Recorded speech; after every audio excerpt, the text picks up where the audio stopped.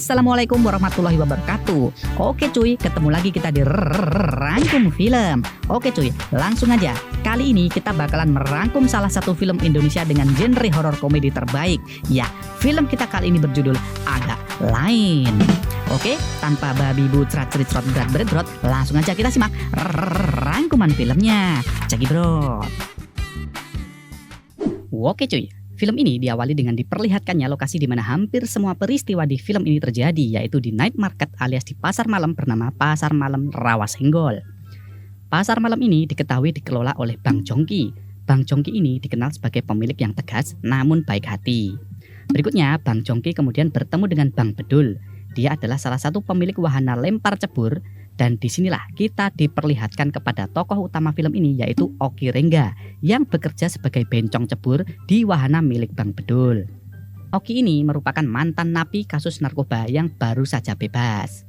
Adegan berikutnya, wahana lempar cebur Bang Bedul terlihat sangat ramai karena ada pengunjung yang mampu melempar bola selalu tepat sasaran.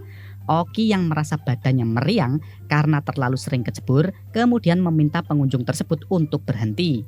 Namun si pengunjung kampret tersebut tak menghiraukannya. Alhasil si Oki kecebur lagi dan lagi untuk kesekian kali. Oki pun ngajak gelut si pengunjung karena merasa kesal. Setelah dipisah dan mendapat teguran dari Bang Bedul, Oki pun memutuskan resign karena merasa tersinggung. Berikutnya, Oki kemudian berjumpa dengan kawan lama dia yang sekarang mengelola wahana rumah hantu. Dan disinilah akhirnya kita diperkenalkan pada tokoh-tokoh lain dalam film ini yang menjadi fokus utama cerita. Di sana ada Boris, seorang pemuda yang bercita-cita menjadi TNI. Bene, seorang pemuda yang lagi OTW nikah sama kekasih hati. Dan Jegel, seorang mantan penjudi.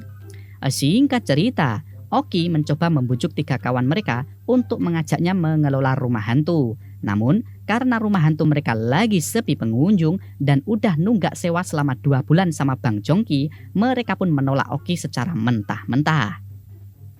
Boris pun cerita kalau dia juga lagi butuh uang 10 juta buat bayar calo agar lolos tes TNI. Bene juga lagi butuh uang untuk memenuhi syarat calon mertuanya yang meminta pernikahan dilakukan secara adat dengan tamu 1000 orang di gedung. Atau pacarnya akan dijodohkan sama capung Alaska. Sedangkan Jegel juga lagi butuh uang buat bayar utang sama rentenir karena hobi judinya. Berikutnya kita diperkenalkan kepada Marlina, gadis polos penunggu tiket rumah hantu. Di sana, Marlina mengabarkan kalau rumah hantu mereka ada pengunjung. Boris dan kawan-kawan pun bergegas untuk bersiap-siap.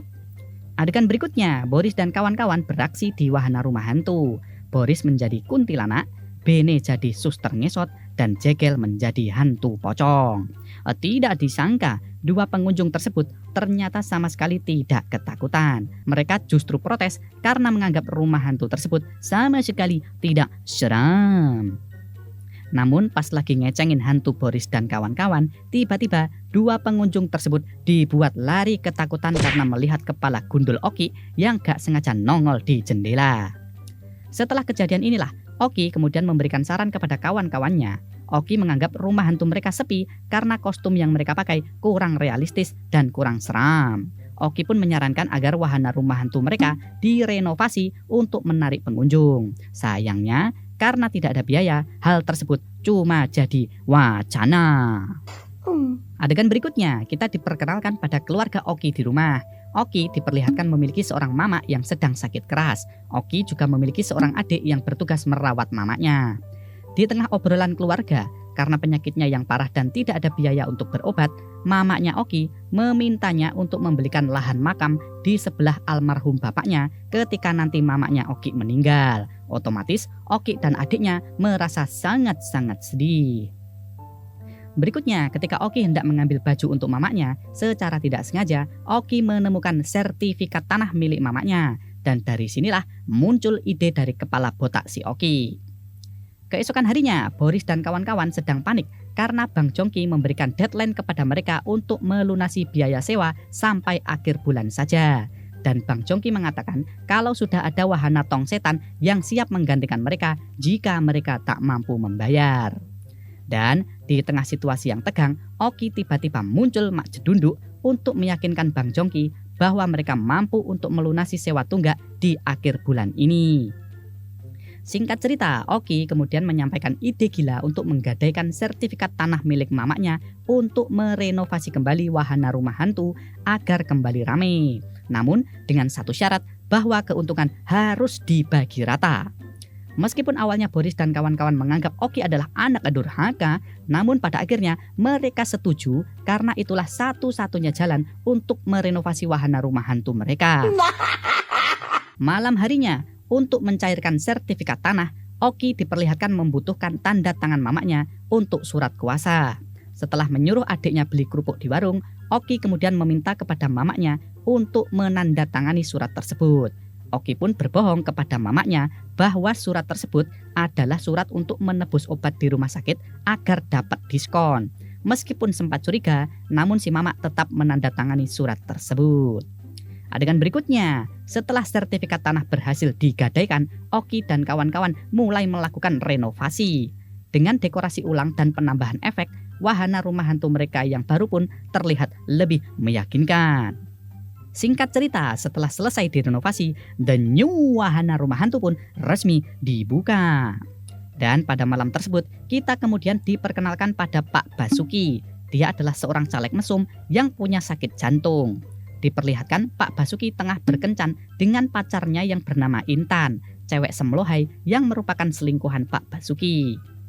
Di tengah kencan haram yang romantis, Pak Basuki dan Mbak Intan dikagetkan dengan munculnya istri Pak Basuki di pasar malam Rawasenggol. Pak Basuki dan Intan pun panik ketakutan dan memutuskan untuk berpencar agar tidak ketahuan. Intan pun memberikan topinya dan mengusulkan Pak Basuki untuk bersembunyi di wahana rumah hantu. Meskipun takut jantungnya kumat, Pak Basuki pun menuruti saran dari Intan karena menganggap wahana rumah hantu adalah tempat persembunyian paling aman dan tertutup. Saat menuju rumah hantu, Pak Basuki sempat bertabrakan dengan tukang bersih-bersih pasar malam. Kalian harus ingat adegan yang satu ini ya. Oke. Adegan berikutnya, Pak Basuki pun membeli tiket pada Marlina untuk memasuki rumah hantu. Apesnya, karena saking paniknya, obat jantung Pak Basuki pun terjatuh di depan loket.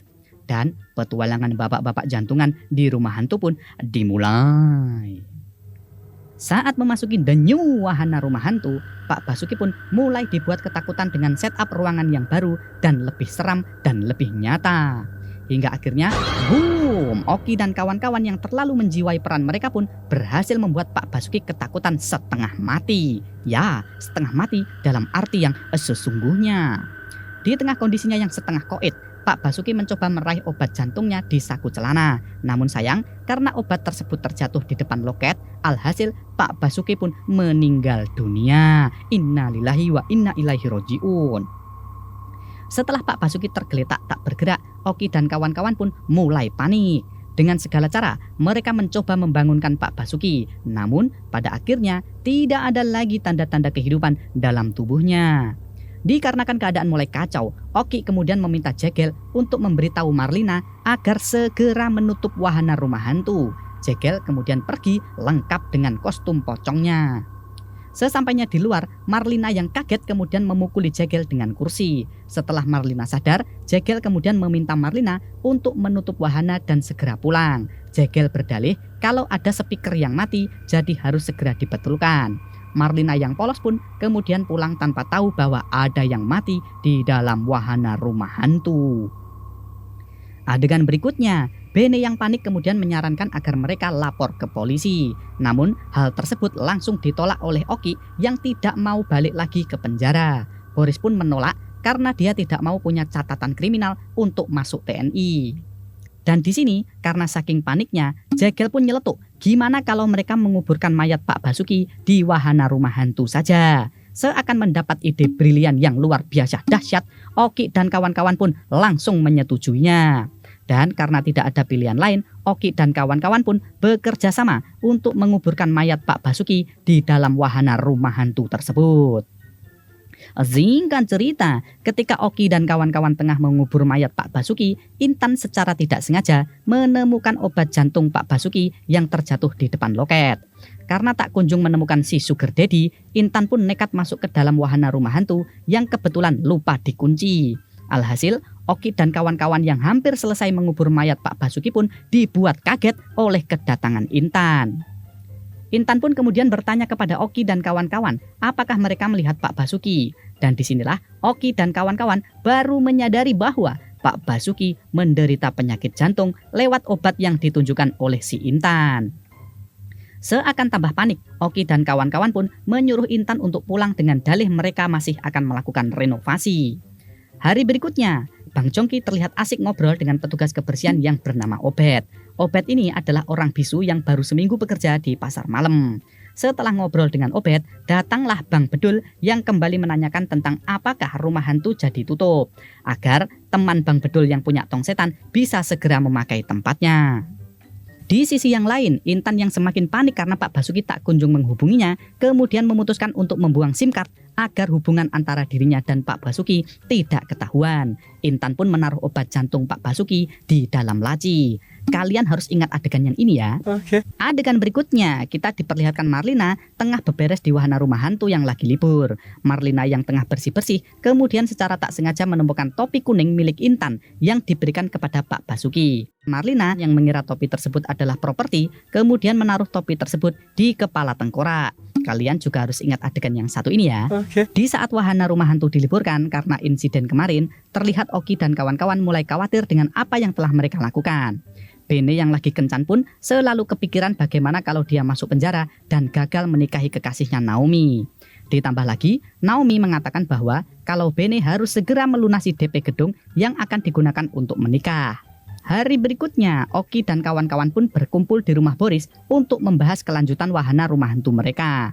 Dan di tengah rapat tersebut, tiba-tiba ada video call dari mamak si Boris. Sontak, Bene dan Jekyll pun kemudian nampak bersiap-siap.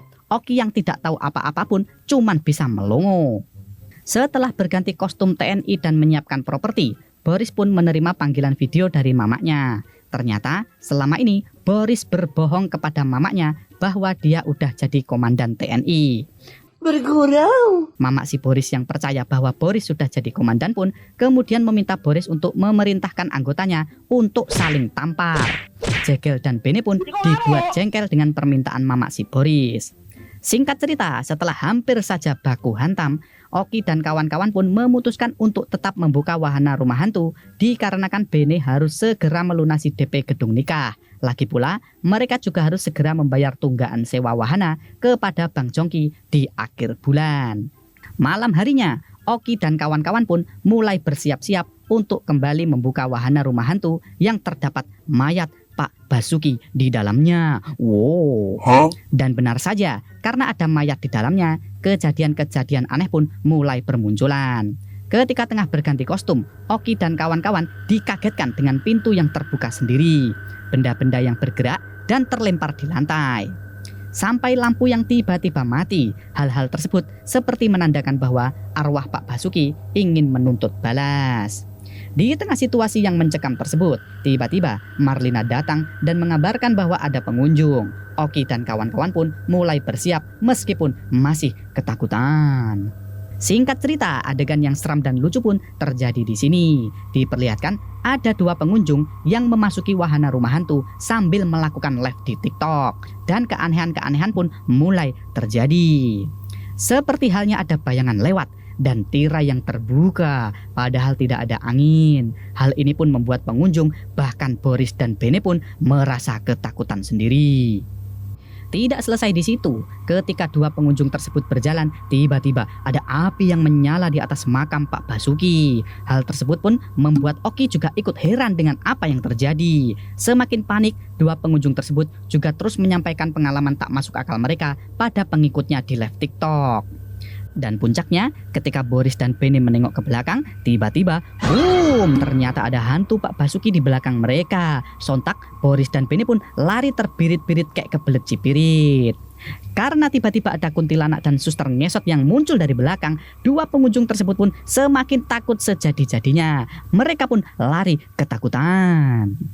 Keesokan harinya, karena berhari-hari tak kunjung pulang, istri Pak Basuki pun melapor ke polisi.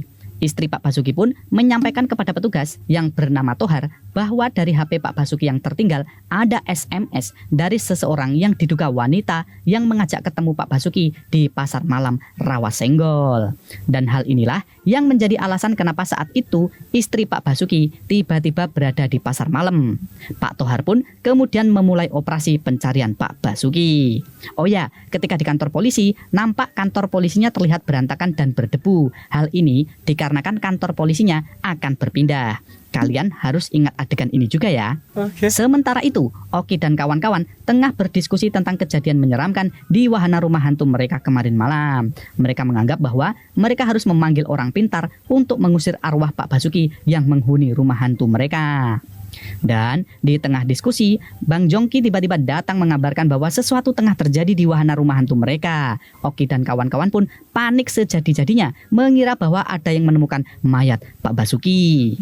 Akan tetapi, setelah sampai di lokasi, betapa terkejutnya Oki dan kawan-kawan mendapati bahwa antrian panjang para pengunjung sudah berderet-deret untuk memasuki wahana rumah hantu mereka. Setelah disiliti-sidiki, ternyata lewat video live TikTok 2 pengunjung yang diteror arwah Pak Basuki kemarin, wahana rumah hantu Oki dan kawan-kawan tiba-tiba menjadi viral dan banyak orang yang penasaran. Oki dan kawan-kawan pun senang bukan kepalang dan bergegas untuk berganti kostum. Menyadari bahwa kejadian aneh seperti angin dan api yang menyala kemarin malam adalah ulah dari arwah Pak Basuki, Oki dan kawan-kawan pun mulai mencari ide untuk mendatangkan arwah Pak Basuki kembali untuk menakut-nakuti pengunjung. Dan ide gila dari Jegel pun akhirnya muncul di sini saudara-saudara. Dengan nekat mengencingi kuburan Pak Basuki, alhamdulillah, astagfirullah, tak disangka tak diduga, suasana wahana rumah hantu kembali menjadi mencekam dengan hadirnya arwah Pak Basuki.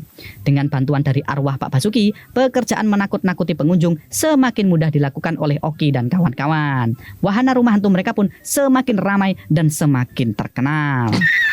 Singkat cerita, dari ritual kencing di makam Pak Basuki tiap malam, Oki dan kawan-kawan pun berhasil meraup banyak keuntungan. Bene pun akhirnya berhasil melunasi DP gedung nikah. Jegel berhasil membayar hutangnya sama rentenir, dan Boris berhasil mengumpulin uang 10 juta untuk bayar calo agar lolos tes TNI. Oki pun akhirnya berhasil menebus sertifikat tanah milik mamanya dan juga berhasil membeli lahan pemakaman di samping almarhum bapaknya sesuai permintaan mamanya. Oh ya, ketika Oki membeli lahan makam untuk mamanya, ada sebuah bangunan yang sedang dalam proses pembangunan tepat di depan pemakaman. Kalian harus ingat adegan yang satu ini juga ya. Hari berikutnya, ketika Oki dan kawan-kawan tengah berkumpul di rumah Boris sambil menikmati hasil wahana rumah hantu mereka yang ramai, tiba-tiba ada sebuah pemberitaan tentang hilangnya seorang caleg dari Partai Bergerigi. Dan ya, orang hilang tersebut tidak lain adalah Pak Basuki. Di sisi yang lain, Bang Jongki pun sedang melihat berita tersebut bersama Obed di kantornya. Dan tanpa diduga, Obed yang sempat berpapasan dengan Pak Basuki di malam kejadian perkara berusaha memberitahu Bang Jongki bahwa dia pernah melihatnya. Namun karena Bang Jongki tidak bisa memahami Obed, Bang Jongki pun menyuruh Obed untuk pergi. Di momen yang sama, Intan ternyata juga menonton berita hilangnya Pak Basuki. Intan pun semakin ketakutan karena dialah orang terakhir yang bersama Pak Basuki. Dan ketika tengah panik, Intan kemudian mendapatkan pesan berisi link link TikTok yang memberitahukan bahwa wahana rumah hantu di kampungnya tengah viral. Dan lewat tayangan live TikTok tersebut, Intan akhirnya menemukan keanehan saudara-saudara. Ya, lewat tayangan tersebut, Intan akhirnya menemukan topi kuning miliknya. Seperti yang kita tahu, topi tersebut diletakkan oleh Marlina. Dan ditemukannya obat jantung dan topi kuning miliknya seperti sudah menjadi bukti yang cukup bahwa Oki dan kawan-kawan tahu persis tentang keberadaan Pak Basuki. Waduh. Kembali ke rumah hantu, Oki dan kawan-kawan mulai khawatir tentang berita Pak Basuki yang mulai heboh. Mereka khawatir jikalau Intan juga akan melaporkan kepada polisi tentang Pak Basuki yang sempat memasuki rumah hantu mereka. Dan di tengah diskusi serius tersebut, tiba-tiba Jegel melihat kalau ada banyak petugas polisi yang masuk ke wahana rumah hantu mereka. Berniat ingin membuktikan bahwa wahana rumah hantu mereka seram, Jegel pun kemudian mengeluarkan pistol gombyoknya untuk mengencingi kuburan Pak Basuki. Namun karena saking tegangnya, Jegel akhirnya gagal pipis dan dipergoi oleh petugas Tohar. Dikira akan menginterogasi, ternyata para petugas polisi tersebut hanya penasaran dengan wahana rumah hantu Oki dan kawan-kawan. Petugas Tohar pun merasa kecewa dengan rumah hantu tersebut karena dinilai biasa saja. Petugas Tohar pun merasa terganggu dengan bau pesing dari rumah hantu tersebut. Dan sebelum pulang, petugas Tohar pun sempat memberikan saran kepada Marlina selaku penjaga tiket. Nampak dari ekspresi masing-masing, sepertinya petugas Tohar dan Marlina saling jatuh hati. Mereka pun berjanji untuk bertemu kembali. Cie. Halo dek. Di malam yang sama, setelah pasar malam sepi pengunjung, Obed yang lagi bersih-bersih kemudian melihat Intan yang memasuki wahana rumah hantu. Dan ketika Oki dan kawan-kawan sedang membagi uang penghasilan, tiba-tiba Intan datang dan menuduh mereka semua telah membunuh Pak Basuki. Intan menduga bahwa Pak Basuki tewas setelah ditakut-takuti di rumah hantu tersebut. Ditambah lagi, obat jantung Pak Basuki juga terjatuh di loket depan. Dan juga bukti ada topi milik Intan di sana. Pada awalnya, Oki dan kawan-kawan mengelak dan justru memarahi Intan karena menyuruh Pak Basuki masuk rumah hantu, padahal dia tahu kalau Pak Basuki punya sakit jantung. Intan pun sontak merasa takut ditangkap polisi. Intan pun sedih dan menangis di atas kuburan Pak Basuki. Merasa kasihan dengan kondisi si Intan, Oki dan kawan-kawan pun mengumpulkan kembali uang hasil wahana rumah hantu mereka malam itu dan memberikannya kepada si Intan. Boris pun meminta kepada si Intan untuk pergi sejauh mungkin dan jangan pernah bercerita kepada siapapun tentang apa yang dia tahu tentang rumah hantu tersebut. Intan pun kemudian pergi meninggalkan mereka. Tetapi tanpa disadari semua kejadian tersebut ternyata disaksikan oleh Obed yang ngintip dari luar saudara-saudara. Keesokan harinya, Oki yang sedang mijitin mamanya semakin khawatir karena berita menyampaikan bahwa polisi tengah gencar memburu pemilik nomor misterius yang diduga adalah selingkuhan Pak Basuki yang mengajak bertemu di pasar malam Rawasenggol. Adegan berikutnya, Bang Jongki diperlihatkan tengah menegur Oki dan kawan-kawan karena sampah yang mereka miliki membludak karena banyaknya pengunjung. Jegel pun menawarkan bayaran tambahan untuk si Obed agar mau membersihkan sampah di wahana mereka. Pucuk dicinta Obed pun tiba. Setelah Oki dan kawan-kawan pulang, Obed pun mencoba memberitahu Bang Jongki bahwa dia mengetahui sesuatu tentang hilangnya Pak Basuki dan hubungannya dengan rumah hantu. Bang Jongki pun kemudian menelepon polisi melalui nomor yang ada di TV. Adegan berikutnya, petugas Tohar yang tengah kencan dengan Marlina kemudian mendapatkan telepon bahwa Obed ingin memberikan keterangan terkait hilangnya Pak Basuki. Di momen yang sama, Marlina pun mendapatkan telepon dari Boris untuk segera bekerja. Mereka pun pergi ke pasar malam bersama-sama. Di rumah hantu, Oki dan kawan-kawan mendapatkan informasi dari Marlina bahwa besok petugas polisi akan membawa ahli bahasa isyarat untuk menggali informasi dari Obed yang bisu. Oki dan kawan-kawannya pun mulai panik. Malam harinya, setelah wahana rumah hantu tutup, Oki dan kawan-kawan berencana untuk membujuk Obed agar mengurungkan niatnya untuk melapor polisi. Mereka pun berencana memberikan sejumlah uang dan membantu Obed untuk membersihkan sampah dengan membawa sapu, garu, dan kresek besar. Ketika akan menyampaikan niatnya kepada Obed, Obed justru lari terbirit-birit kayak kebelet cipirit karena ketakutan mengira dia akan dibunuh dan dimasukkan kantong kresek oleh Oki dan kawan-kawan. Obed kemudian panik dan memanjat wahana kincir angin. Dan karena tidak hati-hati, alhasil Obed pun terpleset dan jatuh ke tanah. Oki dan kawan-kawan yang panik kemudian meninggalkan Obed. Obed kemudian ditemukan dan dibawa ke rumah sakit oleh Bang Jongki yang kebetulan habis berak. Alhasil, karena Obed terluka cukup parah karena terjatuh, petugas polisi pun kesulitan menggali keterangan meskipun sudah mendatangkan ahli bahasa isyarat. Tetapi ketika di rumah sakit, petugas polisi akhirnya mendapatkan kabar bahwa identitas asli dari pemilik nomor telepon yang mengirim pesan kepada Pak Basuki akhirnya ditemukan. Wow! Di hari yang sama, Oki dan kawan-kawan mulai bertengkar karena mereka gagal membujuk Obed hingga Obed akhirnya jatuh dan terluka. Mereka pun saling menyalahkan satu sama lain hingga akhirnya karena terlalu emosi dan panik, Bene kemudian menyalahkan Oki, si mantan napi. Bene pun mengatakan bahwa sebab mamanya sakit adalah ulah dirinya yang tak berguna. Oki pun pergi meninggalkan mereka. Adegan berikutnya, Oki yang merasa sedih kemudian meminta maaf kepada mamanya. Oki meminta maaf karena sudah berbuat kriminal. Di sisi yang lain, mamanya pun meminta maaf sama Oki karena dia merasa gagal mendidik Oki menjadi anak. Di sini haru banget teman-teman. Berikutnya, Boris, Bene, dan Jegel kemudian berdiskusi untuk memindahkan mayat Pak Basuki agar tidak ketahuan polisi. Jegel kemudian mengusulkan ide bahwa mereka harus memindahkan mayat Pak Basuki ke tempat yang jauh lebih aman. Dan tempat yang paling aman menurut mereka saat ini adalah lahan makam milik Mama Oki. Jegel pun menyarankan agar Bene meminta maaf kepada Oki agar Oki menyetujui rencana mereka. Esoknya, setelah Bene meminta maaf kepada Oki atas perkataannya kemarin, Jegel kemudian meminta izin kepada Oki untuk menggunakan lahan makam milik mamanya. Dan apa yang terjadi? Ya, Oki ngamuk-ngamuk karena itulah satu-satunya permintaan mamanya, yaitu dikubur di sebelah makam bapaknya. Namun, setelah dipikirkan matang-matang dan karena mendesak, Oki pun dengan berat hati menyetujui permintaan kawan-kawannya. Oki pun membuatkan peta di mana nanti Pak Basuki akan dikuburkan. Di sisi yang lain, Intan yang sedang berkemas untuk melarikan diri keluar kota akhirnya berhasil ditangkap oleh petugas Tohar di rumahnya. Intan kemudian diinterogasi oleh petugas Tohar di kantor polisi.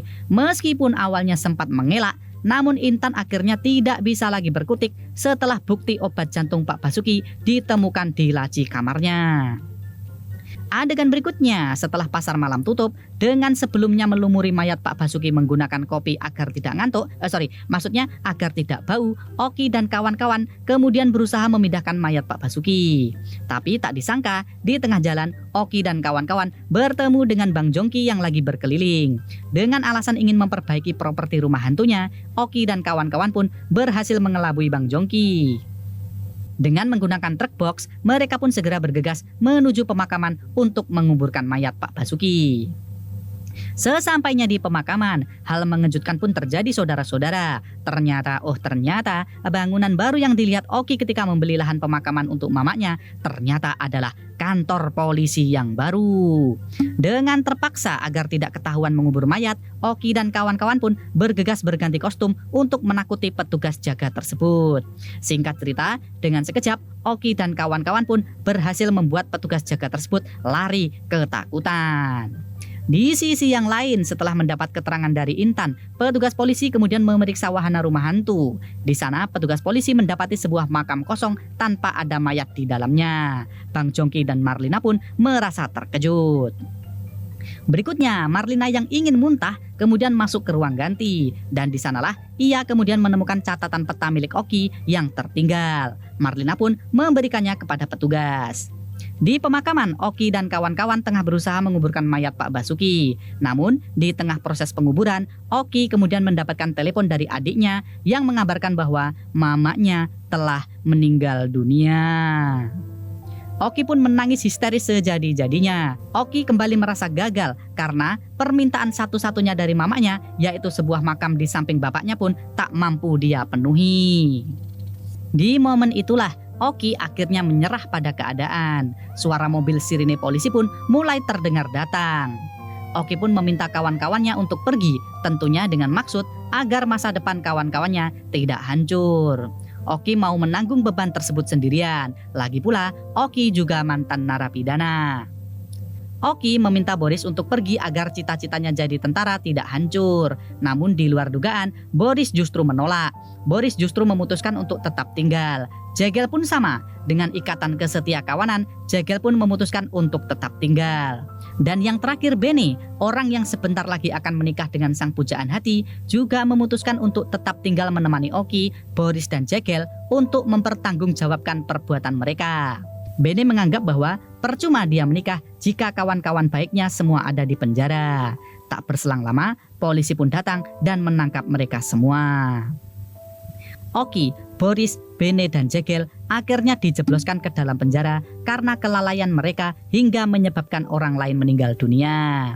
Singkat cerita, setelah 2 tahun berselang, alhamdulillah Oki dan kawan-kawan akhirnya bebas dari penjara. Oki merasa sangat senang dijemput oleh adiknya. Boris juga merasa senang dijemput oleh mamanya yang pada akhirnya telah memaafkan kebohongannya. Dan tak disangka, meskipun gagal jadi tentara, Mamak Boris ternyata meminta Boris untuk daftar jadi petugas Satpol PP. Di ujung film, kita diperlihatkan Oki dan kawan-kawan berziarah ke makam mamaknya Oki. Di sana, Oki menangis haru di samping makam mamaknya. Hingga kemudian Naomi yang sedari tadi ditunggu oleh Bene akhirnya datang menemuinya di makam. Bene yang sudah dipenjara 2 tahun kemudian memberikan selamat kepada Naomi. Dia pun mendoakan agar Naomi dan suaminya segera mendapatkan momongan. Namun siapa sangka Naomi ternyata masih jomblo dan masih menunggu Bene untuk menikahinya. Bene pun senang bukan kepalang. Namun kebahagiaan tersebut ternyata berubah ketika Naomi mengatakan bahwa bapaknya mengajukan syarat lagi, yaitu Bene harus memenuhi biaya untuk 3.000 tamu undangan. Bene pun semaput di tengah makam dan film pun selesai. Oke cuy, itu dia rangkuman film kita kali ini. Emang layak sih film ini meraih rekor jumlah penonton terbanyak hingga 9 juta penonton. Karena memang filmnya super menghibur, di mana mereka bisa mengkombinasikan antara horor dan lucu dengan sangat baik. Oke, terima kasih ya buat teman-teman yang sudah nonton rangkuman filmnya sampai habis. Jangan lupa like, komen, dan share videonya jika kalian suka. Jaga selalu kesehatan, jauhi maksiat, dan sampai jumpa di rangkuman film berikutnya. Sampai jumpa, dadah.